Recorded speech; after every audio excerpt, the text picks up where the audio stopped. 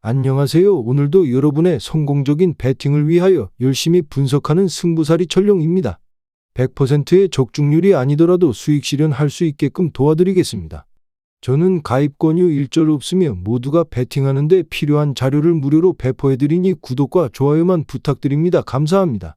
첫 번째 경기는 서울 삼성 대 부산 KCC입니다. 먼저 삼성은 19일 안양에서 열린 정관장과의 경기에서 77대 86으로 패했습니다. 5연패에 빠진 삼성은 5승 26패로 8위 손호와의 격차가 6경기로 벌어지면서 순위 상승이 더욱 어려워졌습니다. 이날 삼성의 이정현은 3점슛 4개를 포함해 22득점을 기록했고 코피코버는 17득점 9리바운드를 기록했지만 체력적으로 아쉬운 모습을 보였습니다. 이스마엘 레이는 15득점 3리바운드를 기록했고 김시래는 24여분 동안 출전했지만 2득점에 그쳤습니다. 삼성은 1쿼터부터 3점슛이 2개가 들어가는 등 좋은 슛 감각으로 25대 25로 쿼터를 마무리했습니다. 하지만 2쿼터에 급격하게 득점력이 떨어지면서 12득점에 그쳤고 37대 49로 전반을 마무리했습니다. 3쿼터부터 코번의 체력이 떨어지면서 정관장의 로버트 카터를 막는 데 어려움을 겪었고 결국 후반에 역전에 실패하며 패했습니다. 다음 KCC는 19일 부산에서 열린 LG와의 경기에서 95대 101로 패했습니다. 디비전 패배에 이어 2연패에 빠진 KCC는 홈에서 101실점이나 내주면서 5위 자리에 머물게 됐습니다. 알리제 존스는 21여분만 뛰고도 26득점을 기록하며 팀 내 최다 득점자가 됐습니다.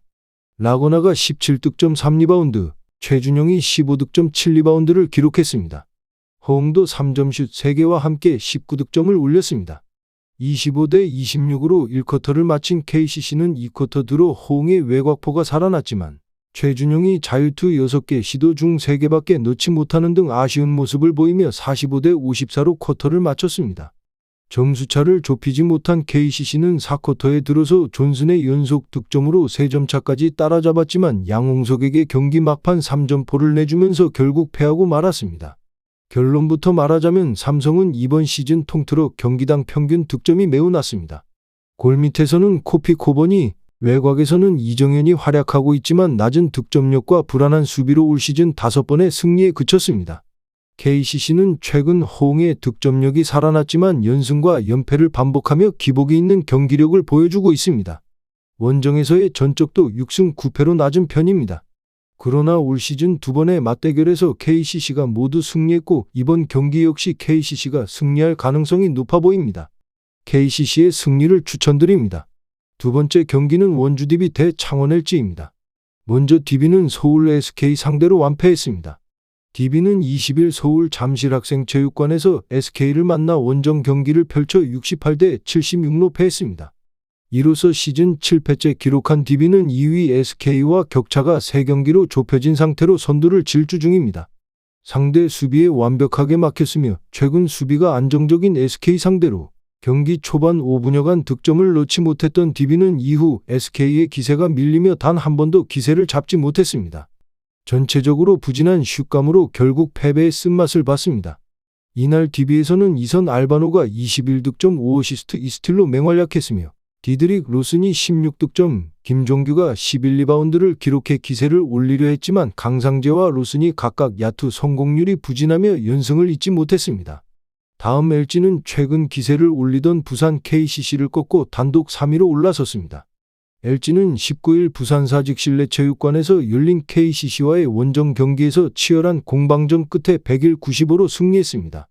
이로써 시즌 20승 고지를 밟은 LG는 단독 3위에 올라섰습니다.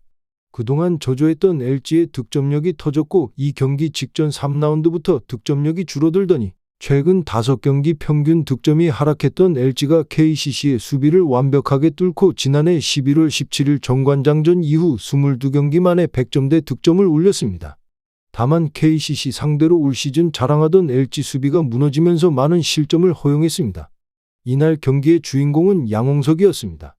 양홍석은 경기 종료 23초를 남기고 승리의 3점포를 터뜨려 20득점 5리바운드로 팀 승리를 이끌었습니다. 더불어 이제도 이관희, 유기상 역시 좋은 활약을 펼치며 팀 승리에 보탰습니다. 결론부터 말하자면 선두 유지하려는 팀과 2위 탈환하려는 팀이 만납니다. 1위 DB와 3위 LG 두 팀 사이의 격차는 6경기입니다.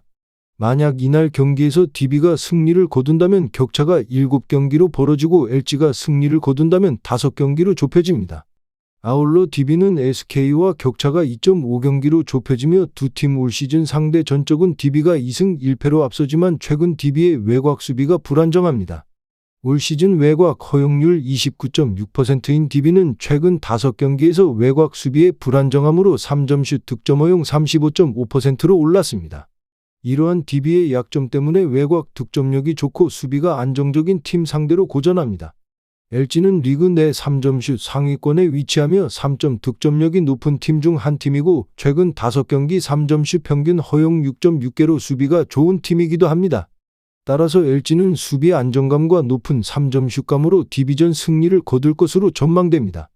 창원 LG의 승리를 추천드립니다. 세 번째 경기는 안양정관장 대 울산 현대모비스입니다. 먼저 안양정관장은 19일 안양에서 열린 삼성과의 경기에서 86대 77로 승리했습니다. 3연패에 빠졌던 정관장은 이날 최하위 삼성을 상대로 4경기 만에 승리를 거두면서 12승 21패로 7위 자리를 유지했습니다. 이날 로버트 카터는 31득점 10리바운드를 기록하면서 팀을 떠난 데릴 몰로의 빈자리가 느껴지지 않을 만큼의 활약을 보였습니다. 배병준도 66.7%의 3점슛 성공률과 함께 16득점을 기록했고 박지훈이 16득점 9리바운드, 최성원이 12득점 3리바운드 9어시스트를 기록했습니다.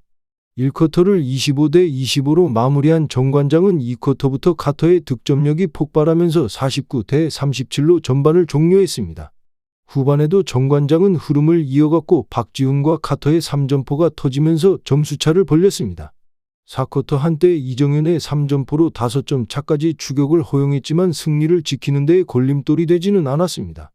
다음 현대모비스는 18일 서울에서 열린 SK와의 경기에서 97대 94로 승리했습니다.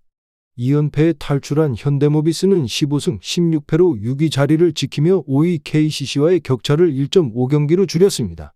현대모비스는 4명의 선수가 두 자릿수 득점에 성공하며 균형 있는 공격력을 보였습니다. 게이지 프림이 21득점 3리바운드, 케베 알루마가 12득점 13리바운드를 기록했습니다.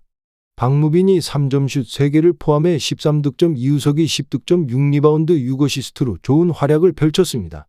전반을 51대 38로 앞선 채 마친 현대모비스는 3쿼터 한때 15점 차까지 리드를 잡았으나 막판 오세근과 원희를 막지 못하면서 78대 72 6점 차까지 SK의 추격을 허용했습니다. 프림이 5반칙으로 퇴장당한 후 경기 종료 8.4초 전에 2점 차까지 따라잡혔지만 김지환이 자유투를 성공하면서 승리를 지켜냈습니다. 결론부터 말하자면 양팀 모두 중위권에 속해 있어 플레이오프를 위해서 이번 승리가 반드시 필요합니다.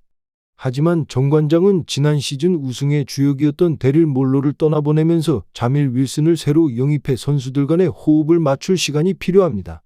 정관장은 최근 15경기에서 3승에 그칠 정도로 하락세를 겪고 있고 반면 현대모비스는 게이지 프림을 중심으로 내외곽이 튼튼하게 균형을 이루고 있습니다. 올 시즌 3번의 맞대결에서 현대모비스가 3승을 거뒀고 컵대회를 포함하면 4승을 기록했습니다. 울산 현대모비스의 승리를 추천드립니다. 전체적으로 추천은 드리지만 조합픽을 원하신다면 구독과 좋아요 눌러주시면 감사합니다. 배팅하시는데 도움이 되셨다면 구독과 좋아요 부탁드립니다. 영상 시청해주셔서 감사합니다.